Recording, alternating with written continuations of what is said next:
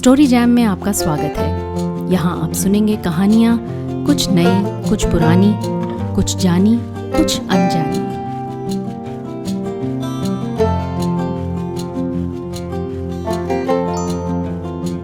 आज सुनिए सत्यजीत रे की लिखी कहानी झक्की बाबू। झक्की बाबू का असली नाम पूछ ही नहीं सका। उपाधि है मुखर्जी। चेहरा एक बार देख लिया जाए तो भूलना मुश्किल है।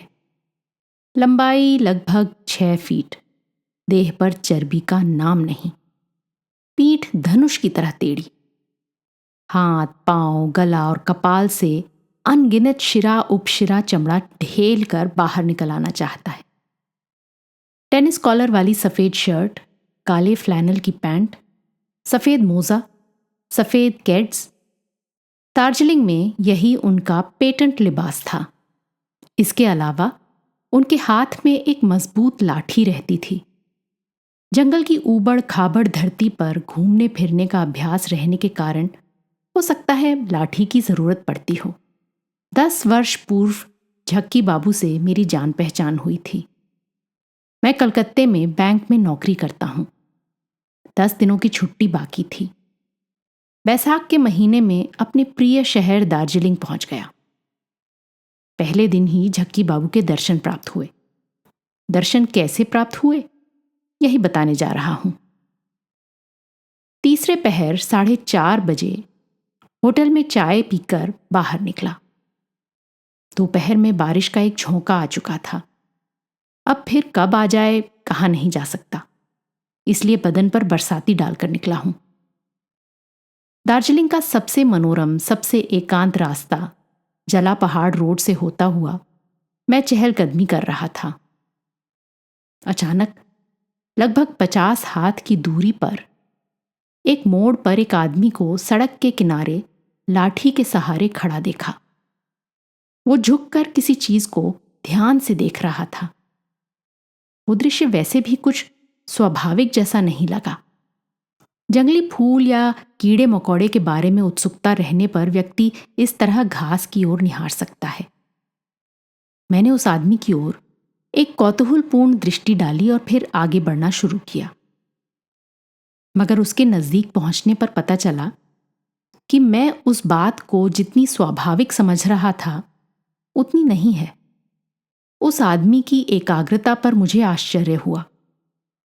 मैं 5 हाथ के फासले पर खड़ा होकर उसका हाव भाव गौर से देख रहा था, मगर वो मुझे पूरी तरह नजरअंदाज कर पहले के जैसा ही झुककर घास की ओर देख रहा था। बंगाली जानकर मैं उनसे बिना कुछ पूछे चुप न रह सका। कोई चीज खो गई है क्या? कुछ भी जवाब न मिला। ये आदमी बहरा है क्या? मेरे कौतूहल की मात्रा बढ़ गई। घटना का अंत देखे बिना नहीं जाऊंगा। मैंने एक सिगरेट सुलगाई। 3 मिनटों के बाद उस अचल देह में प्राणों का संचार हुआ। वो थोड़ा और झुक गया और अपने दाहिने हाथ को घास की ओर बढ़ाया। घनी घास के अंदर उसकी उंगलियों ने प्रवेश किया। उसके बाद हाथ ऊपर की ओर उठाया। अंगूठे और तर्जनी के बीच एक छोटी सी गोल चीज थी। गौर से देखने पर पता चला कि वो एक बटन है, लगभग अठन्नी जितना बड़ा। संभवतः कोट का बटन है। बटन को आंखों के सामने लाकर कुछ मिनटों तक उसे उलट पुलट कर देखा। उसके बाद जीभ से 4 बार जैसे खेद सूचक आवाज की और उसे शर्ट के बुक पॉकेट में रखकर मुझे नजरअंदाज कर वहां से चला गया। शाम को लौटने के वक्त मॉल के सामने फव्वारे के पास दार्जिलिंग के पुराने बाशिंदे डॉक्टर भौमिक से भेंट हो गई। वो कॉलेज के दिनों बाबूजी के सहपाठी रह चुके हैं। मुझ पर उनका अपार स्नेह है। उन्हें आज तीसरे पहर की घटना बिना सुनाए नहीं रह सका। भौमिक साहब सुनकर बोले, चेहरे और हाव भाव के ब्यौरे से झक्की बाबू मालूम पड़ रहे हैं। झक्की बाबू? Sad case. असली नाम याद नहीं है, उपाधि है मुखर्जी। 5 एक साल से दार्जिलिंग में रह रहे हैं। ग्रिनलेस बैंक के पास ही किराए के एक मकान में रहते हैं। कटक के रेवेनशॉ कॉलेज में फिजिक्स के प्रोफेसर थे। जर्मन विश्वविद्यालय की डिग्री उनके पास है। सुना है छात्र की हैसियत से बड़े ब्रिलियंट थे। नौकरी छोड़कर यहीं चले आए हैं। शायद थोड़ी बहुत पैतृक संपत्ति है। आपसे जान पहचान है? शुरू में एक बार मेरे पास आए थे। रास्ते में फिसलकर गिर जाने के कारण सेप्टिक होने का लक्षण आ गया था। मैंने ठीक कर दिया था। मगर झक्की बाबू का नाम, भौमिक साहब ने एक कहकहा लगाया। उनके एक बेढब शौक के चलते ये नाम पड़ गया है, लेकिन ये नाम किसने रखा है कहना मुश्किल है। शौक क्या है? तुम तो अपनी आंखों से देख ही चुके हो कि रास्ते में पड़े एक बटन को उठाकर पॉकेट में रख लिया। यही है उनका शौक या हॉबी। जहां तहां की चीज उठाकर यत्न के साथ रख लेते हैं। कोई भी चीज। पता नहीं क्यों उस आदमी के प्रति मेरे मन में उत्सुकता बढ़ती जा रही थी। डॉक्टर भौमिक बोले, हम उन्हें मामूली चीज कहेंगे, मगर वो क्लेम करेंगे कि बहुत ही प्रेशियस चीज है, क्योंकि उन चीजों के साथ कोई ना कोई घटना जुड़ी हुई है। मगर उन्हें इसकी जानकारी कैसे प्राप्त होती है? डॉक्टर भौमिक ने अपनी कलाई घड़ी की ओर देखते हुए कहा, यह बात तुम उन्हीं से पूछ लो। विजिटर मिल जाए तो उन्हें खुशी होती है, क्योंकि उनके पास गप्पों का बहुत बड़ा खजाना है। उन्होंने जिन जिन चीजों का संग्रह किया है, हर एक के पीछे कोई ना कोई कहानी है।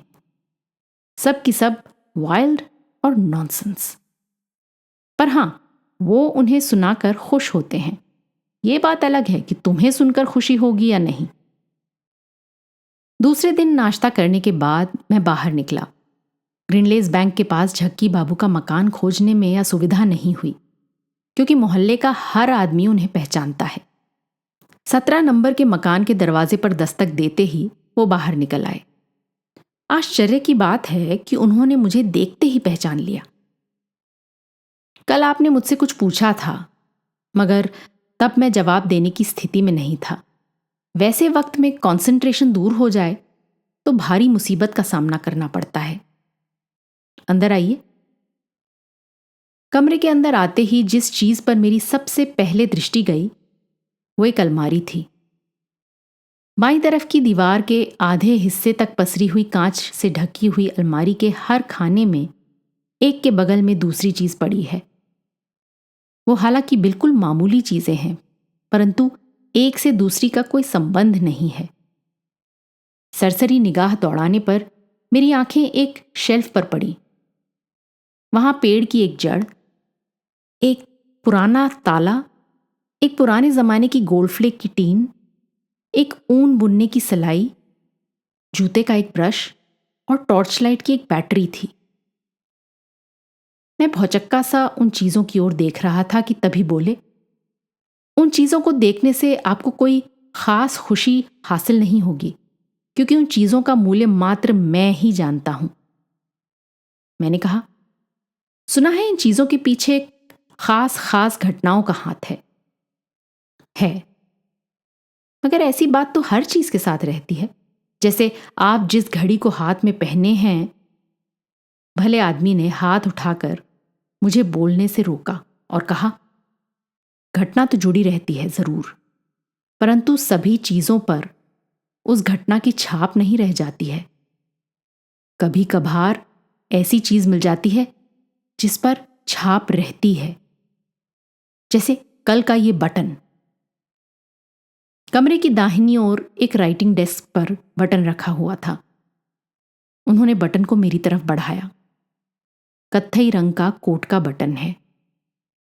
उसमें मुझे कोई विशेषता नहीं दिख पड़ी है। समझ में कुछ आ रहा है? मुझे नहीं कहना ही पड़ा। झक्की बाबू बोले, यह बटन एक साहब के कोट का है। वो घोड़े की पीठ पर सवार होकर जला पहाड़ रोड से होकर जा रहे थे। उम्र 60 के आसपास, राइडिंग लिबास में थे। स्वस्थ शक्तिशाली मिलिट्री बदन। जहां ये बटन मिला है वहीं आने पर दिल का दौरा पड़ा। घोड़े से गिर पड़े। उन पर 2 राहगीरों की नजर पड़ी और वो दौड़ते हुए आए, मगर तब तक उनकी जान निकल चुकी थी। घोड़े से गिरने के समय ही बटन टूटकर सड़क के किनारे गिर पड़ा। ये सब क्या आप देख लेते हैं? विविडली। जितना भी मन को एकाग्र करता हूं उतना ही स्पष्ट दिखाई पड़ता है। कब देखते हैं? इस किस्म के विशेष गुण संपन्न वस्तु के पास आते ही पहले मैं अपने सिर में दर्द महसूस करने लगता हूं। उसके बाद मेरी दृष्टि धुंधली हो जाती है, लगता है नीचे गिर पड़ूंगा। मगर उसके बाद ही दृश्य दिखाई पड़ने लगता है और मेरे पैर स्टेडी हो जाते हैं। इस एक्सपेरिमेंट की वजह से मेरे शरीर का टेम्परेचर बढ़ जाता है। ऐसा हर बार होता है। कल रात लगभग 8 बजे तक बुखार रहा। इतना जरूर है कि बुखार ज्यादा देर तक नहीं रहता। अब मैं पूर्णतः स्वस्थ हूं। बात अजीब होने पर भी मुझे दिलचस्प लग रही थी। मैंने कहा, आप 2-4 उदाहरण और दे सकते हैं? झक्की बाबू बोले, अलमारी उदाहरणों से भरी पड़ी है। वो जो कॉपी देख रहे हैं उसमें हर घटना का विवरण विस्तार के साथ है। आप किसके बारे में जानना चाहते हैं?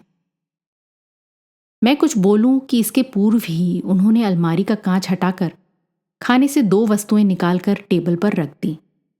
एक बहुत ही पुराना चमड़े का दस्ताना और एक चश्मे का शीशा। इस दस्ताने को देख रहे हैं ना? झक्की बाबू ने कहा। इसे मैंने सबसे पहले पाया था, यानी ये मेरे संग्रह का पहला आइटम है। इसे मैंने स्विट्जरलैंड के लुसर्न शहर के बाहर एक जंगल में पाया था। तब मार्बर्ग में मेरी पढ़ाई का सिलसिला खत्म हो चुका था। स्वदेश लौटने से पहले मैं घूम फिर कर कॉन्टिनेंट देख रहा था। प्रातः भ्रमण के लिए लुसर्न में निकला था। रास्ता निर्जन वन से होकर गया है। सुस्ताने के ख्याल से मैं एक बेंच पर बैठा हुआ था।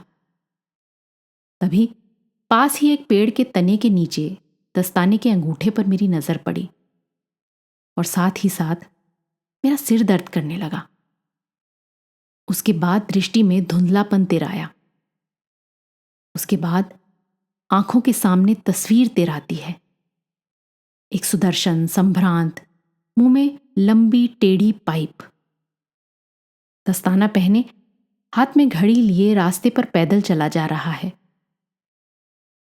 हठात झाड़ी के पीछे से 2 आदमी बाहर निकलकर आते हैं और उस पर आक्रमण कर देते हैं। वो हताश होकर हाथ पैर पटकता है। उठा पटक में उसके दाहिने हाथ का दस्ताना गिर जाता है। आतताई उस पर कूद पड़े और बेदर्दी के साथ उसकी हत्या कर कोट की जेब से रुपया पैसा और हाथ से सोने की घड़ी निकालकर चंपत हो गए। क्या सचमुच इस तरह की घटना घटी थी? मैं 3 दिनों तक अस्पताल में था, बुखार की वजह से डेलिरियम की हालत में। उसके साथ और भी तकलीफें थीं। डॉक्टर स्टाइनिट्स मर्ज का पता नहीं लगा सके। उसके बाद अपने आप बीमारी दूर हो गई। अस्पताल से निकलने के बाद मैंने खोज करना शुरू कर दिया।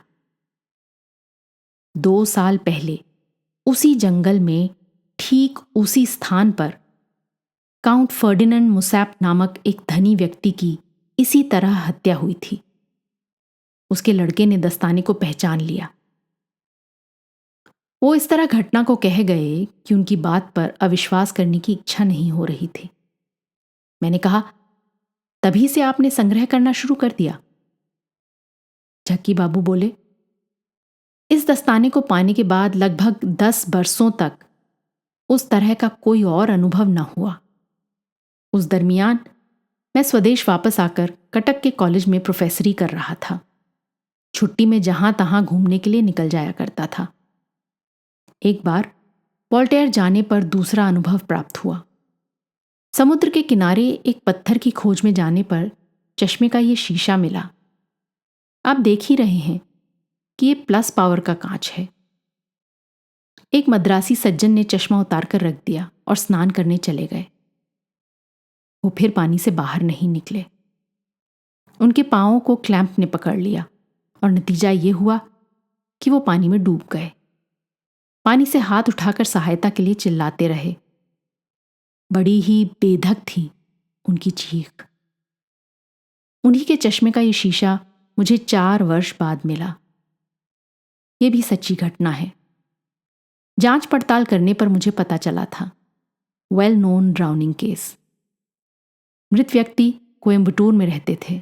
नाम था शिवरमण। झक्की बाबू ने दस्ताने और शीशे को यथास्थान रख दिया और फिर अपनी जगह पर बैठ गए। जानते हैं मेरी अलमारी में कितनी चीजें हैं? 172। पिछले 30 सालों में इन्हें इकट्ठा किया है। इस तरह के संग्रह की बात आपने सुनी है? मैंने सिर हिलाकर नहीं उत्तर दिया और उसके बाद कहा, आपकी ये हॉबी बिल्कुल यूनिक है, इसमें कोई संदेह नहीं, मगर आपकी हर चीज के साथ क्या मृत्यु की घटना ही जुड़ी हुई है? उन्होंने गंभीरता के साथ कहा, हां, बात यही है। मृत्यु नहीं, बल्कि आकस्मिक, अस्वाभाविक मृत्यु। खून, आत्महत्या, दुर्घटनाजन्य मृत्यु, दिल का दौरा पड़ जाने से मृत्यु। इस प्रकार की घटनाओं से जुड़े रहने पर ही कोई चीज मुझ में प्रतिक्रिया जगाती है। ये सारी चीजें आपको क्या राह बाट में मिली हैं? ज्यादातर राह बाट में ही मिली हैं। बाकी चीजें काले बाजार, नीलाम और क्यूरियो की दुकानों में मिली हैं। ये जो कट ग्लास का सुरापात्र देख रहे हैं, वो मुझे कलकत्ते के रसेल स्ट्रीट की एक नीलामी की दुकान में मिली थी। इस सुरापात्र में ब्रांडी के साथ जहर मिला देने के कारण 19वीं सदी के एक विशाल काय गोरे की कलकत्ते में मृत्यु हो गई थी। मैं कुछ क्षणों से अलमारी की वस्तुओं को छोड़कर झक्की बाबू के चेहरे को ध्यान से देख रहा था। बहुत गौर करने पर भी उसमें पाखंड का कोई चिन्ह न मिला। पागलपन का कोई लक्षण है? लगता तो नहीं है। पागलों की आंखों में जिस तरह की उदासी का भाव रहता है, कवि, भावुक और साधकों में भी उसकी संभावना है। उसके बाद मैं वहां नहीं बैठा। विदा लेकर जब वहां से रवाना हुआ तो वो बोले, फिर आइएगा। आप जैसे सज्जनों के लिए मेरा दरवाजा हमेशा खुला रहता है। आप कहाँ ठहरे हैं? एलिस विला होटल में। ओह, तब तो 10 मिनट का रास्ता है। आपके साथ वक्त मजे में गुजरा। कोई कोई आदमी ऐसा होता है जिसे मैं कतई बर्दाश्त नहीं कर पाता, मगर आप सहृदय और समझदार हैं। तीसरे पहर डॉक्टर भावमिक ने चाय पर बुला भेजा था। मेरे अतिरिक्त 2 और सज्जन आमंत्रित थे।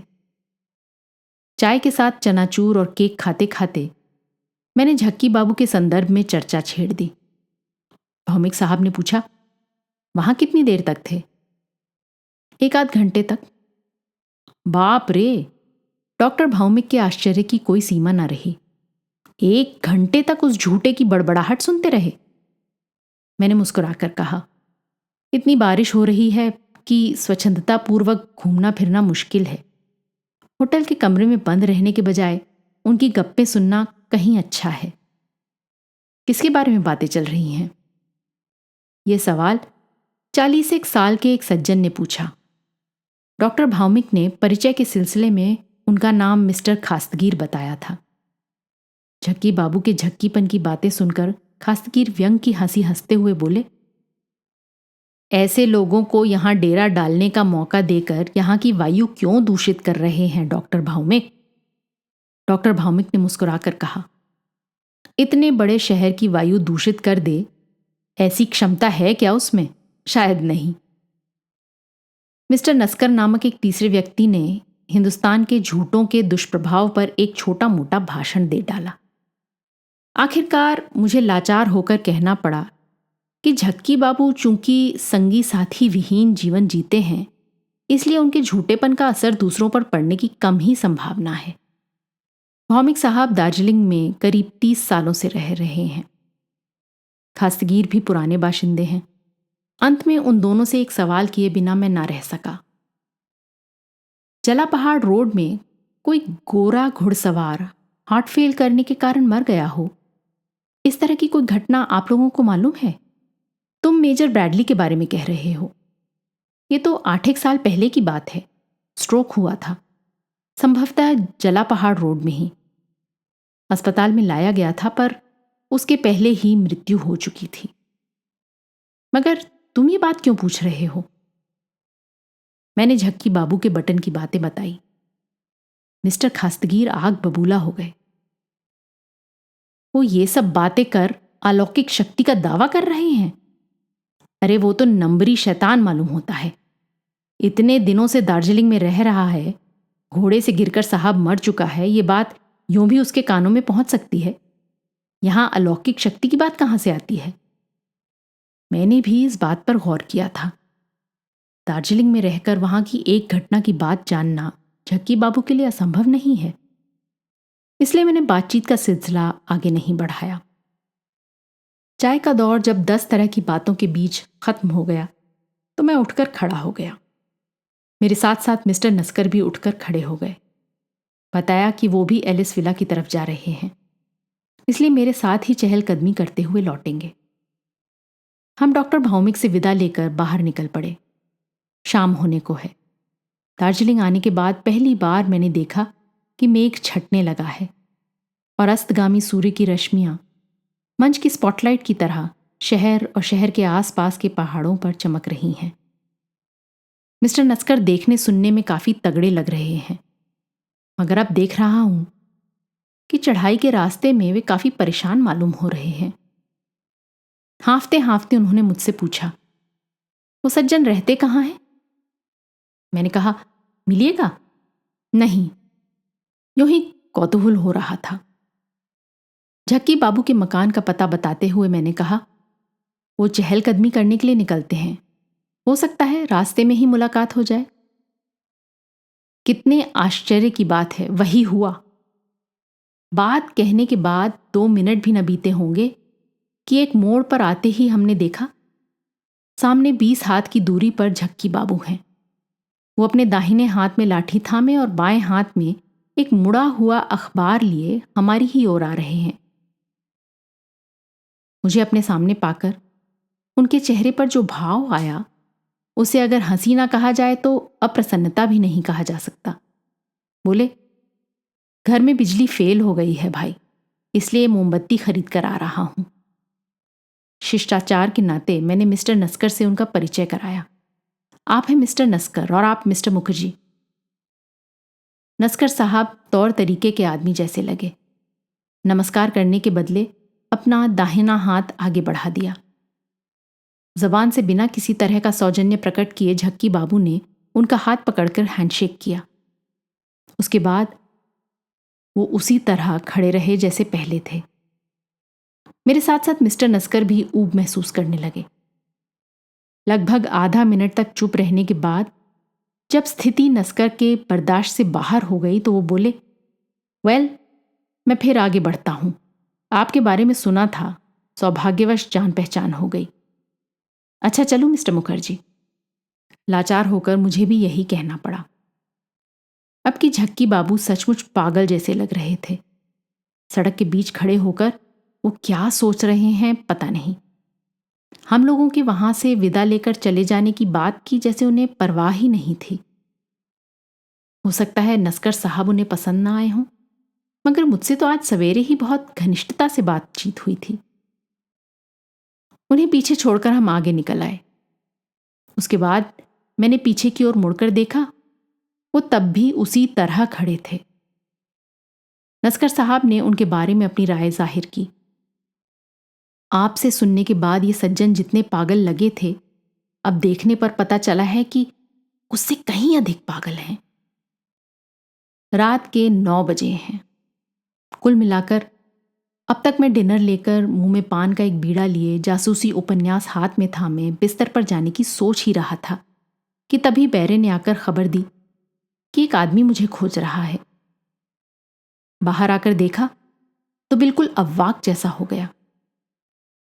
इतनी रात में झक्की बाबू, वो भाव अभी तक मेरे मन से पूरे तौर पर दूर नहीं हुआ। वो बोले, यहां बैठने का कोई स्थान है जो एकांत हो? बाहर खड़े रहने में मुझे कोई आपत्ति न थी, मगर फिर से वर्षा की बूंदें टपकने लगी हैं। मैं उन्हें अपने कमरे के भीतर ले आया। कुर्सी पर बैठकर हाँफते हुए बोले, जरा मेरी नाड़ी देखो तो। मैं तुम्हें तुम कहकर संबोधित कर रहा हूं, अन्यथा मत लेना। उनके बदन पर हाथ रखते ही मैं चिहुक उठा। काफी ज्वर है। मैंने घबराकर कहा, एनासिन दूं? मेरे पास है। झक्की बाबू ने हंसते हुए कहा, किसी भी सिन से फायदा न होगा। आज रात भर ज्वर रहेगा, कल रेमिशन हो जाएगा। मगर असली बात बुखार नहीं है। मैं तुम्हारे पास इलाज कराने नहीं आया हूं। मुझे उस अंगूठी की जरूरत है। अंगूठी? किस अंगूठी के बारे में भले आदमी कह रहे हैं? मुझे हतप्रभ जैसा पाकर वो थोड़ी बहुत असहिष्णुता के साथ बोले, वही लस्कर या नस्कर, ऐसा ही कुछ नाम तुमने बताया था ना? उनके हाथ की अंगूठी पर तुम्हारी नजर नहीं पड़ी है? सस्ती अंगूठी है, नग या पत्थर जड़ा हुआ नहीं है, मगर वो अंगूठी मुझे चाहिए ही। अब मुझे याद आया कि मिस्टर नस्कर के दाहिने हाथ की उंगली में मैंने चांदी की एक सिग्नेट रिंग देखी थी। झक्की बाबू कहने लगे, हैंडशेक करने के वक्त वो अंगूठी मेरी हथेली से छू गई। लगा मेरे शरीर के अंदर जैसे कोई एक्सप्लोजन हो गया हो। उसके बाद मेरे साथ जो हुआ करता है वही हुआ। सड़क के बीच खड़ा होकर मैंने घटना को देखना शुरू किया ही था कि सामने से एक जीप आई और उसने सब कुछ बर्बाद कर डाला। इसका मतलब तो यही हुआ कि घटना को आप देख नहीं सके। जितना कुछ देख चुका हूं वो काफी है। खून का मामला है। आतताई का चेहरा मैं देख नहीं सका। अंगूठी सहित हाथ एक आदमी के गले की ओर बढ़ता जा रहा है। विक्टिम गैर बंगाली है। उसके सिर पर राजस्थानी टोपी है, आंखों पर सोने का चश्मा, आंखें विस्फारित हैं। चीखने के लिए मुंह खोलना चाहता है। निचले जबड़े का एक दांत सोने से मढ़ा है, बस इतना ही। वो अंगूठी मुझे चाहिए ही। मैं कुछ क्षणों तक झक्की बाबू की ओर ताकता रहा और उसके बाद बोला, देखिए मिस्टर मुखर्जी, अगर आपको अंगूठी की जरूरत है तो उसे खुद ही मिस्टर नस्कर से मांग लीजिए। मैं उनसे साधारण तौर से ही परिचित हूं और जहां तक बात मेरी समझ में आई है, वो आपकी हॉबी को सहानुभूति की दृष्टि से नहीं देखते हैं। फिर मेरे मांगने से फायदा ही क्या है? बेहतर तो यही है कि वेरी सॉरी मिस्टर मुखर्जी। उनकी बात काटकर साफ साफ कहे बिना मैं नहीं रह सका। मैं मांगू तो भी कोई नतीजा न निकलेगा। अंगूठी वगैरह के मामले में कभी कभी आदमी में कितनी ममता होती है, ये बात आपसे छिपी नहीं है। वो उस चीज को उपयोग में ना लाए होते तो। इसके बाद वो वहां बैठे नहीं, एक लंबी सांस लेकर कुर्सी छोड़कर खड़े हो गए और बूंदाबांदी में ही अंधेरे में निकल पड़े। मैंने मन ही मन सोचा, भले आदमी की मांग अजीब तरह की है। रास्ते से चीज चुन लेना एक तरह की बात है, मगर लोगों के व्यक्तिगत व्यवहार की चीजों को लेकर अपने संग्रह की वृद्धि का प्रयास अन्यायपूर्ण है। इस मामले में कोई भी उनकी मदद ना करता, मैं भी कैसे करूं? और नस्कर यूं भी बेहद नीरस आदमी है। मांगने पर उससे अंगूठी मिल जाएगी, ये उम्मीद करना ही गलत है। दूसरे दिन सवेरे मेघ छट गए थे और दिन साफ हो गया था। ये देखकर मैं बर्च हिल की तरफ घूमने निकल गया। रूखा सूखा जैसा दिन है। मॉल में लोगों का जमघट लगा है। भीड़ के बीच से होता हुआ, घोड़ों से अपने आप को बचाता हुआ आहिस्ता आहिस्ता मैं ऑब्जर्वेटरी हिल के पश्चिम तरफ के एक एकांत रास्ते पर पहुंच गया। कल रात से ही झक्की बाबू का दयनीय चेहरा बीच बीच में मेरे सामने तिराता है और मन में धीरे धीरे एक इच्छा जाग रही थी कि नस्कर से यदि मुलाकात हो जाए तो एक बार उस अंगूठी के बारे में कहूं। हो सकता है अंगूठी के प्रति उनमें कोई खास लगाव ना हो और मांगने पर दे दें। झक्की बाबू को अंगूठी दे देने से उनके चेहरे का भाव कैसा हो जाएगा, ये बात मैं भली भांति समझ रहा था। बचपन में मैं डाक टिकटों का संग्रह किया करता था, इसलिए मैं जानता हूं कि हॉबी का नशा किस तरह का होता है। और झक्की बाबू एक ऐसे आदमी हैं जो किसी तरह की झंझट और झमेले में नहीं रहते, अपना उद्भट शौक लिए अपने आप में मशगूल रहते हैं। जोर जबरन किसी को अपनी जमात में लाने की कोशिश नहीं करते। हो सकता है जीवन में ये पहले पहल किसी की चीज के प्रति उनमें लोभ जगा हो, और वो चीज कोई कीमती भी नहीं है। सच कहूं, कल रात से मैं इस निष्कर्ष पर पहुंचा हूं कि उनमें अलौकिक क्षमता नामक कोई चीज नहीं है। उनके शौक का सारा कार्य व्यापार उनके अधपगले मन की कल्पना पर आधारित है। मगर उससे यदि ये संगी साथीहीन आदमी प्रसन्न रहता है तो दूसरे की हानि ही क्या है। मगर बर्च हिल के रास्ते पर 2 घंटे तक चहलकदमी करने पर भी नस्कर से भेंट नहीं हुई। जब मैं मॉल पहुंचा तब लगभग 10:30 बज चुके थे। भीड़ तब भी थी, लेकिन जाने के वक्त जितनी भीड़ नहीं थी, उससे थोड़ी कम।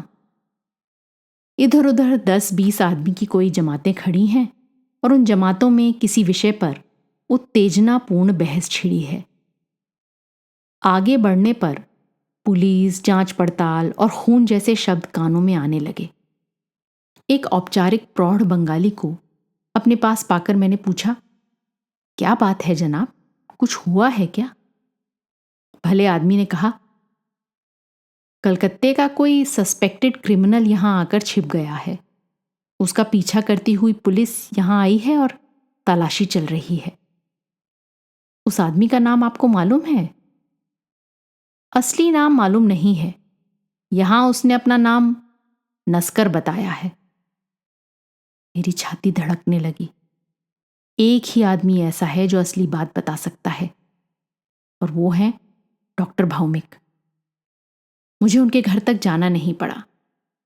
लेडन लॉ रोड पर रिक्शे के पड़ाव के पास खास्तगीर और भौमिक से मुलाकात हो गई। बोले, कल वो आदमी तीसरे पहर मेरे घर पर आकर चाय पी गया। 3 दिन पहले मुझसे पेट के दर्द का इलाज करा गया था। अकेला आदमी है, नया नया यहां आया है, यही सोचकर घर पर खाना खाने बुलाया था, और आज ये बात सुन रहा हूं। पकड़ा गया कि नहीं? मैंने उत्सुकतावश पूछा। अभी तक पकड़ा नहीं गया है, सवेरे से ही गायब है। पुलिस उसकी खोज कर रही है, लेकिन है तो इसी शहर में, भागकर जाएगा कहां? मगर कितनी बड़ी बात है। भौमिक और खास्तगीर चले गए। मुझे एहसास हो रहा है कि मेरी नाड़ी की गति चंचल हो गई है। ये सोचकर नहीं कि नस्कर अपराधी है, बल्कि इसलिए कि झक्की बाबू को अंगूठी के प्रति कितना लोभ था। उन्हीं के हाथ की अंगूठी है। झक्की बाबू ने ये बात बताई थी। फिर क्या उनमें अलौकिक क्षमता है? रास्ते पर खड़ा खड़ा जब मैं ये सब सोच रहा था तो मन में इच्छा जगी कि एक बार झक्की बाबू से मिलाऊं। उन्हें क्या ये खबर मिली है? एक बार इसकी तहकीकात करना जरूरी है। मगर 17 नंबर घर के दरवाजे पर 3 बार दस्तक देने पर भी कोई जवाब न मिला। अब बदली भी छाने लगी है। मैं तेज कदमों से होटल चला आया। आधे घंटे के बाद ही मूसलाधार वर्षा शुरू हो गई। झिलमिलाता हुआ प्रातःकाल अब जैसे एक दूर के सपने में बदल गया। पुलिस की तलाशी चल रही है। कहां छिप गए मिस्टर नस्कर? किसकी हत्या की उन्होंने? किस तरह हत्या की?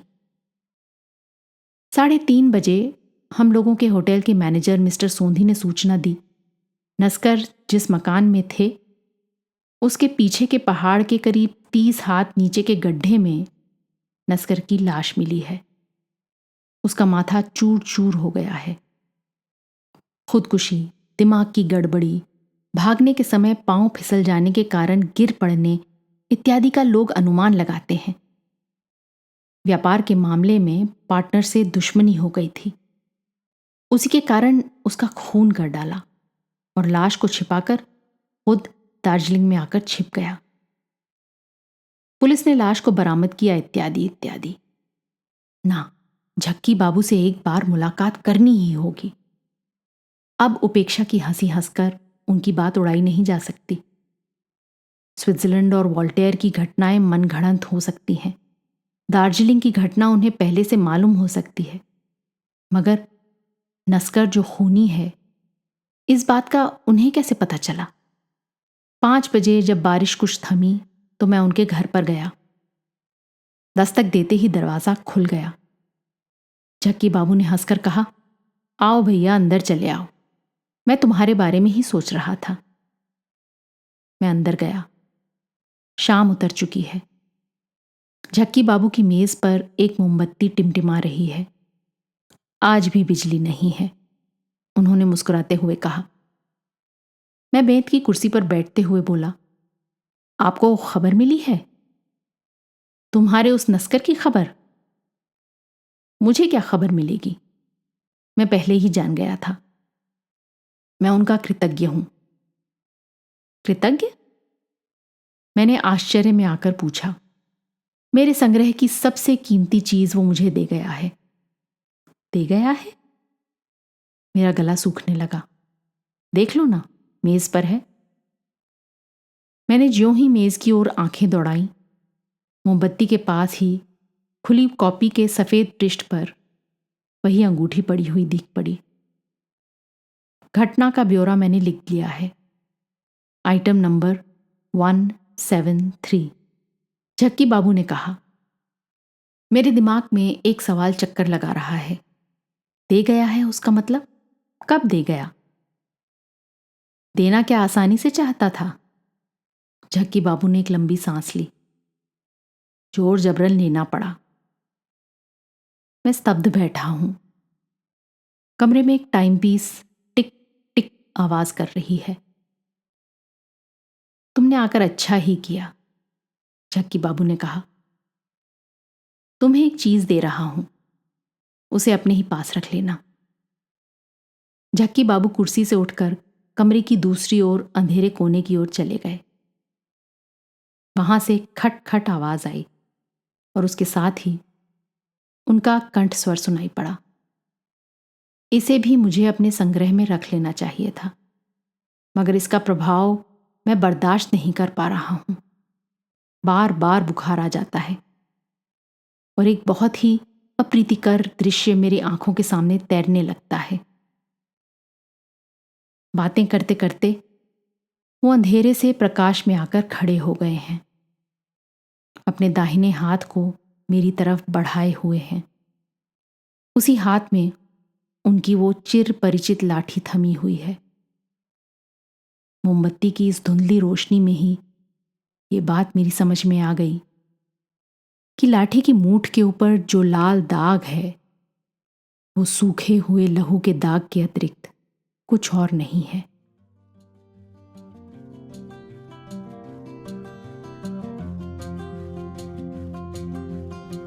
आज की कहानी आपको कैसी लगी अपने कमेंट्स ज़रूर लिखिएगा। साथ ही सब्सक्राइब कीजिएगा। आपके फैमिली और फ्रेंड्स में आप जैसे ही कहानियों के शौकीन कदरदान और हैं, उन्हें ये कहानी व्हाट्सएप पर फॉरवर्ड करें। अगली बार फिर मिलेंगे एक और कहानी, लेख या कविता के साथ। तब तक अलविदा।